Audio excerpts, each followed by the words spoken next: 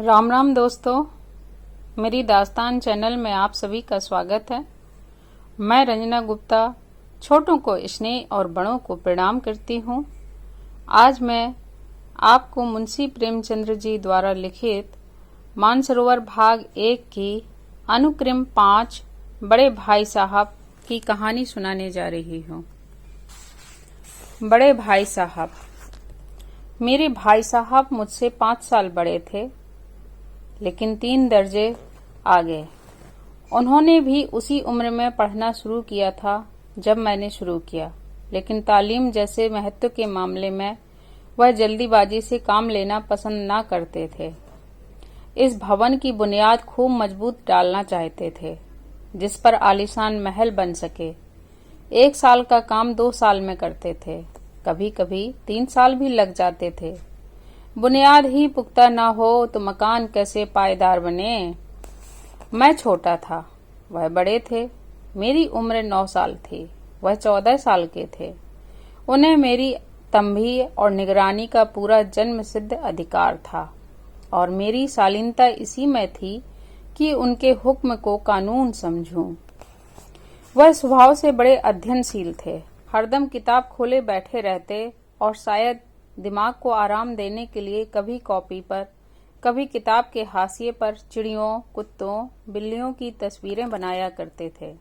कभी कभी एक ही नाम या शब्द या वाक्य 10-20 बार लिख डालते।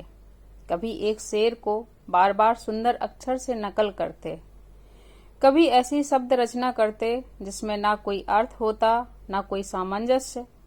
मसलन एक बार उनकी कॉपी पर मैंने यह इबारत देखी: स्पेशल, अमीना, भाइयों भाइयों, दरअसल, भाई भाई, राधे श्याम, श्रीयुत, राधे श्याम। 1 घंटे तक इसके बाद एक आदमी का चेहरा बना हुआ था। मैंने चेष्टा की कि इस पहेली का कोई अर्थ निकालूं, लेकिन असफल रहा और उनसे पूछने का साहस न हुआ। वह 9वीं जमात में थे, मैं 5वीं में। उनकी रचनाओं को समझना मेरे लिए छोटा में बड़ी बात थी। मेरा जी पढ़ने में बिल्कुल न लगता था। 1 घंटा भी किताब लेकर बैठना पहाड़ था। मौका पाते ही हॉस्टल से निकलकर मैदान में आ जाता और कभी कंकरियां उछालता, कभी कागज की तितलियां उड़ाता, और कहीं कोई साथी मिल जाता तो पूछना ही क्या। कभी 4 दीवारी पर चढ़कर नीचे कूद रहे हैं, कभी फाटक पर वार उसे आगे पीछे चलाते हुए मोटर कार का आनंद उठा रहे हैं। लेकिन कमरे में आते ही भाई साहब का रौद्र रूप देखकर प्राण सूख जाते। उनका पहला सवाल होता, कहाँ थे? हमेशा यही सवाल इसी ध्वनि में पूछा जाता था, और इसका जवाब मेरे पास केवल मौन था। ना जाने मुँह से यह बात क्यों न निकलती कि जरा बाहर खेल रहा था।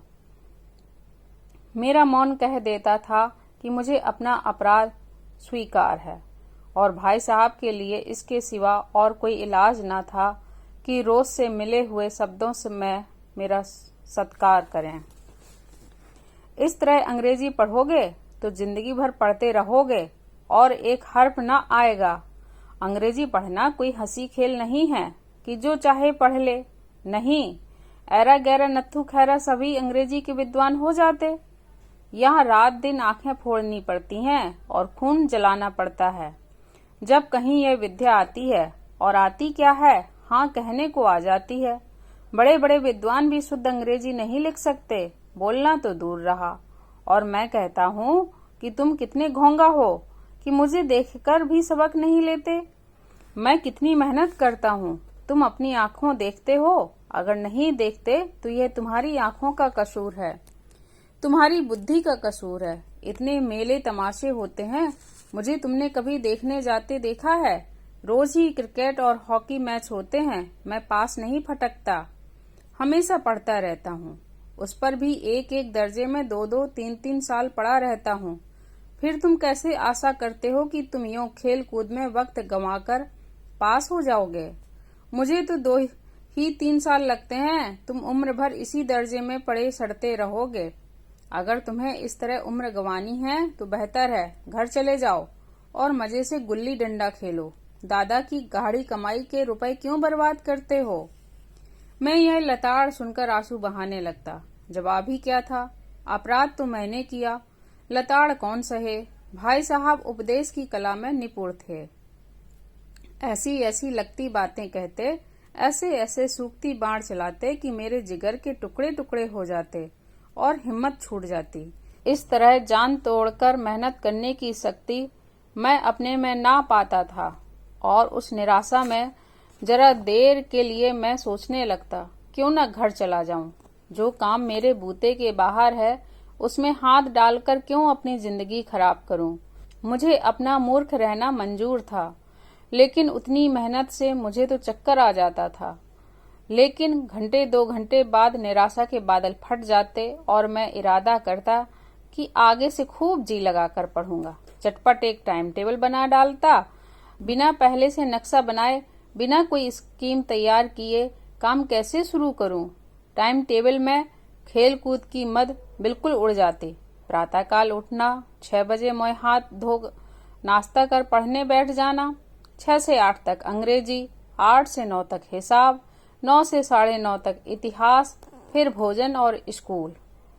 3:30 बजे स्कूल से वापस होकर आधा घंटा आराम, 4 से 5 तक भूगोल, 5 से 6 तक ग्रामर, आधा घंटा हॉस्टल के सामने टहलना, 6:30 से 7 तक अंग्रेजी कंपोजिशन, फिर भोजन करके 8 से 9 तक अनुवाद, 9 से 10 तक हिंदी, 10 से 11 तक विविध विषय, फिर विश्राम। मगर टाइम टेबल बना लेना एक बात है, उस पर अमल करना दूसरी बात। पहले ही दिन से उसकी अवहेलना शुरू हो जाती। मैदान की वह सुखद हरियाली, हवा के वह हल्के हल्के झोंके, फुटबॉल की उछल कूद, कबड्डी के वह दांव घात, वॉलीबॉल की वह तेजी और फुर्ती मुझे अज्ञात और अनिवार्य रूप से खींच ले जाती और वहां जाते ही मैं सब कुछ भूल जाता। वह जान लेवा टाइम टेबल, वह आंख फोड़ पुस्तकें किसी की याद न रहती और फिर भाई साहब को नसीहत और फजीयत का अवसर मिल जाता। मैं उनके साये से भागता, उनकी आंखों से दूर रहने की चेष्टा करता। कमरे में इस तरह दबे पांव आता कि उन्हें खबर न हो। उनकी नजर मेरी ओर उठी और मेरे प्राण निकले। हमेशा सिर पर नंगी तलवार सी लटकती मालूम होती। फिर भी जैसे मौत और विपत्ति के बीच में भी आदमी मोह और माया के बंधन में जकड़ा रहता है, मैं फटकार और घुड़कियां खाकर भी खेल कूद का तिरस्कार न कर सकता। सालाना इम्तिहान हुआ, भाई साहब फेल हो गए, मैं पास हो गया और दर्जे में प्रथम आया। मेरे और उनके बीच केवल 2 साल का अंतर रह गया। जी मैं आया भाई साहब को आड़े हाथों लूं। आपकी वह घोर तपस्या कहाँ गई? मुझे देखिए, मजे से खेलता भी रहा और दर्जे में अव्वल भी हूँ। लेकिन वह इतने दुखी और उदास थे कि मुझे उनसे दिली हमदर्दी हुई और उनके घाव पर नमक छिड़कने का विचार ही लज्जास्पद जान पड़ा। हाँ, अब मुझे अपने ऊपर कुछ अभिमान हुआ और आत्म अभिमान भी बढ़ा। भाई साहब का वह रोब मुझ पर ना रहा। आजादी से खेल कूद में शरीक होने लगा। दिल मजबूत था। अगर उन्होंने फिर मेरी फजीयत की तो साफ कह दूंगा, आपने अपना खून जलाकर कौन सा तीर मार लिया? मैं तो खेलते कूदते दर्जे में अव्वल आ गया।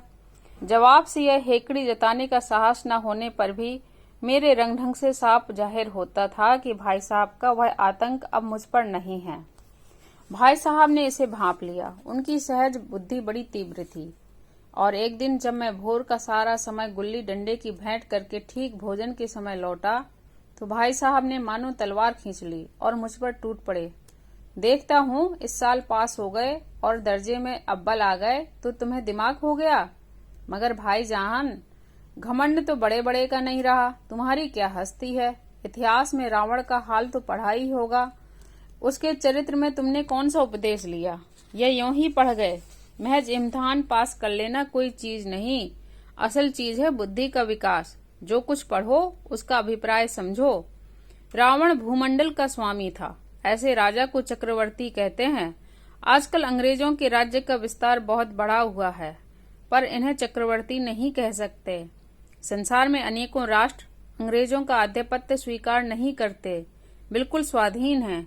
रावण चक्रवर्ती राजा था। संसार के सभी महाद्वीप उसे कर देते थे। बड़े बड़े देवता उसकी गुलामी करते थे। आग और पानी के देवता भी उसके दास थे। मगर उसका अंत क्या हुआ? घमंड ने उसका नाम निशान तक मिटा दिया। कोई उसे एक चुल्लू पानी देने वाला भी ना बचा। आदमी जो कुकर्म चाहे करे, पर अभिमान ना करे। इतराए नहीं, अभिमान किया और दीन दुनिया से गया। शैतान का हाल भी पड़ा ही होगा। उसे यह अनुमान हुआ था कि ईश्वर का उससे बढ़कर सच्चा भक्त कोई है ही नहीं। अंत में यह हुआ कि स्वर्ग से नरक में ढकेल दिया गया।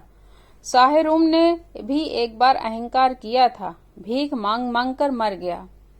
तुमने तो अभी केवल एक दर्जा पास किया है और अभी से तुम्हारा सिर फिर गया। तब तो तुम आगे बढ़ चुके। यह समझ लो कि तुम अपनी मेहनत से नहीं पास हुए, अंधे के हाथ बटेर लग गई। मगर बटेर केवल एक बार हाथ लग सकती है, बार बार नहीं। कभी कभी गुल्ली डंडे में भी अंध चोट निशाना पड़ जाता है, उससे कोई सफल खिलाड़ी नहीं हो जाता। सफल खिलाड़ी वह है जिसका कोई निशाना खाली ना जाए। मेरे फेल होने पर ना जाओ। मेरे दर्जे में आओगे तो दांतों पसीना आएगा। जब अलजबरा और ज्योमेट्री के लोहे के चने चबाने पड़ेंगे और इंग्लिस्तान का इतिहास पढ़ना पड़ेगा। बादशाहों के नाम याद रखना आसान नहीं। 8 हेनरी गुजरे हैं। कौन सा कांड किस हेनरी के समय हुआ, क्या यह याद कर लेना आसान समझते हो? हेनरी 7वें की जगह हेनरी 8वां लिखा और सब नंबर गायब। सफाचट सिफर भी ना मिलेगा। सिफर भी हो किस ख्याल में? दर्जनों तो जेम्स हुए हैं, दर्जनों विलियम। कौड़ियों चार्ल्स दिमाग चक्कर खाने लगता है, आंधी रोग हो जाता है। इन अभागों को नाम भी न जुड़ते थे। एक ही नाम के पीछे द्वयम, तेयम, चहारम, पंचम लगाते चले गए।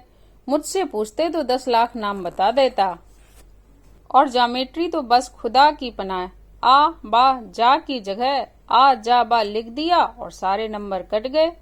कोई इन निर्दयी मुमतहीनों से नहीं पूछता कि आखिर आबाजा और आजाबा में क्या फर्क है, और व्यर्थ की बात के लिए क्यों छात्रों का खून करते हो? दाल भात रोटी खाई या भात दाल रोटी खाई, इसमें क्या रखा है? मगर इन परीक्षकों को क्या परवाह? वह तो वही देखते हैं जो पुस्तक में लिखा है।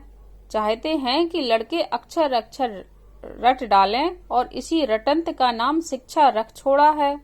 और आखिर इन बेसिर पैर की बातों को पढ़ने से क्या फायदा? इस रेखा पर वह लंब गिरा दो तो आधार लंब से दुगना होगा।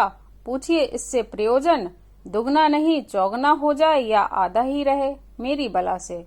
लेकिन परीक्षा में पास होना है तो यह सब खुरापात याद करनी पड़ेगी।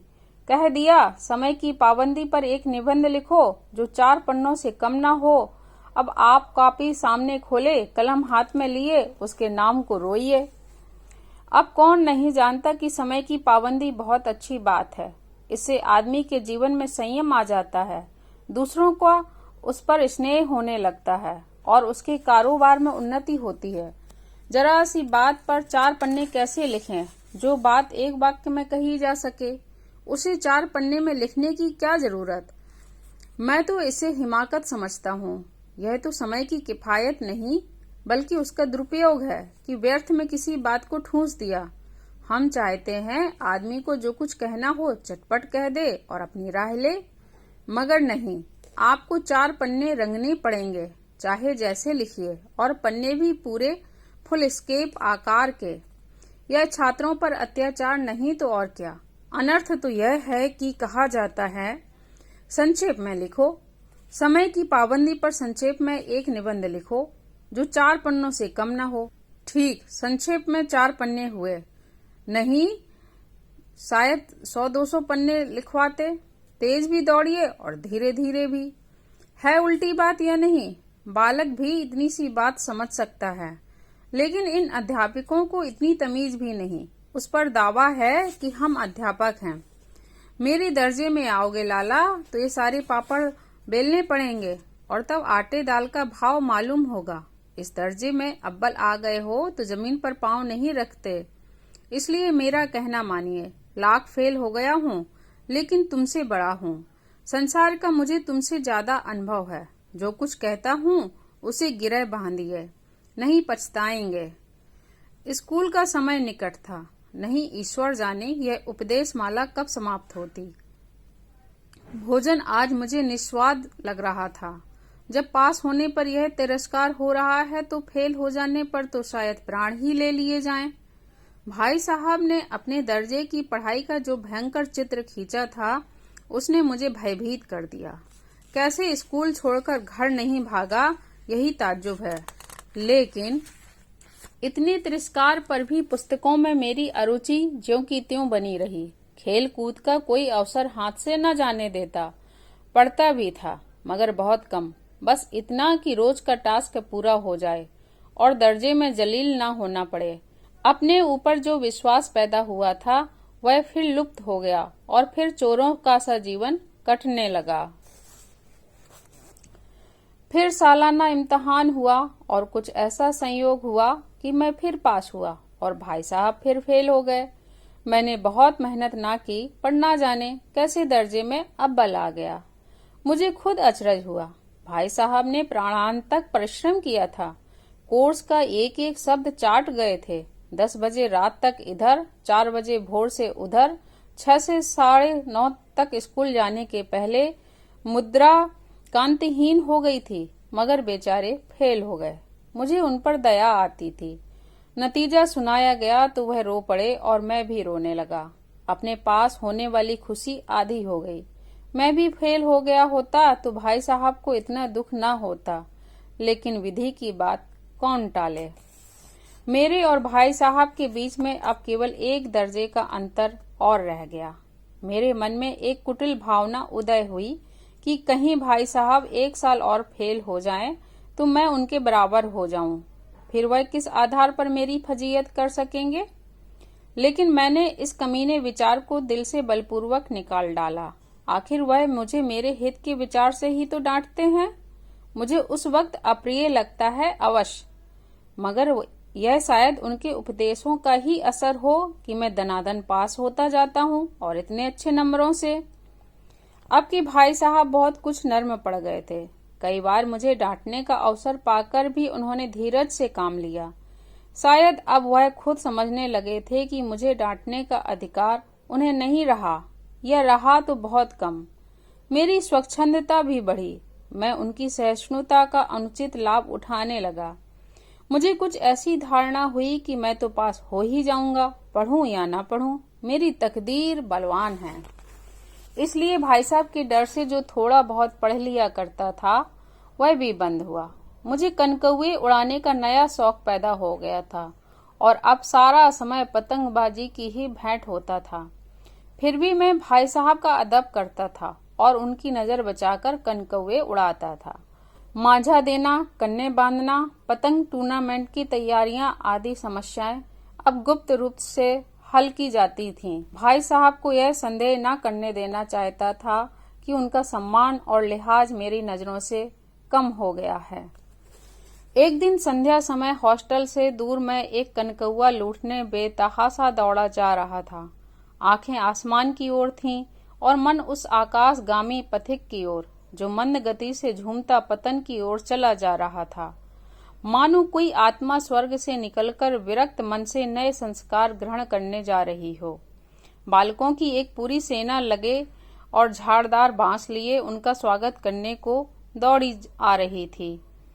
किसी को अपने आगे पीछे की खबर न थी। सभी मानो उस पतंग के साथ ही आकाश में उड़ रहे थे जहाँ सब कुछ समतल है, न मोटर कारें हैं, न ट्राम, न गाड़ियां।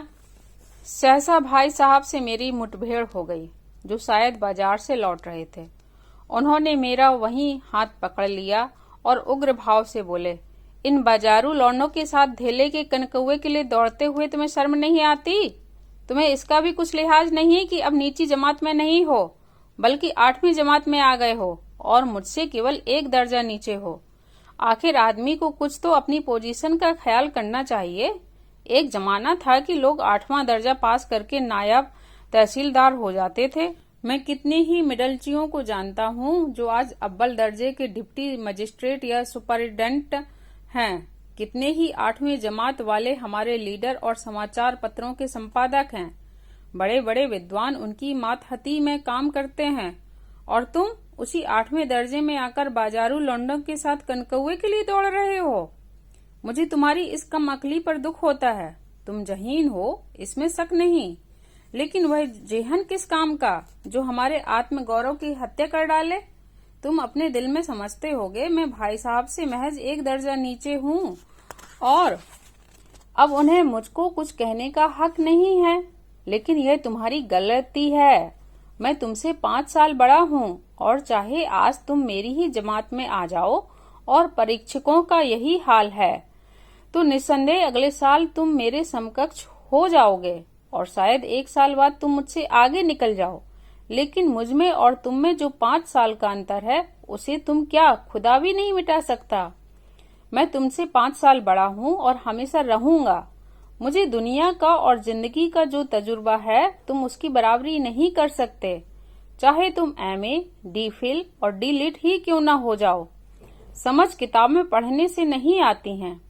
हमारी अम्मा ने कोई दर्जा पास नहीं किया और दादा भी शायद 5वीं जमात के आगे नहीं गए, लेकिन हम दोनों चाहे सारी दुनिया की विद्या पढ़ लें, अम्मा और दादा को हमें समझाने और सुधारने का अधिकार हमेशा रहेगा। केवल इसलिए नहीं कि वे हमारे जन्मदाता हैं, बल्कि इसलिए कि उन्हें दुनिया का हमसे ज्यादा तजुर्बा है और रहेगा। अमेरिका में किस तरह की राज्य व्यवस्था है और 8वें हेनरी ने कितने विवाह किए और आकाश में कितने नक्षत्र हैं, यह बातें चाहे उन्हें ना मालूम हो, लेकिन हजारों ऐसी बातें हैं जिनका ज्ञान उन्हें हमसे और तुमसे ज्यादा है। देव ना करे आज मैं बीमार हो जाऊं तो तुम्हारे हाथ पांव फूल जाएंगे।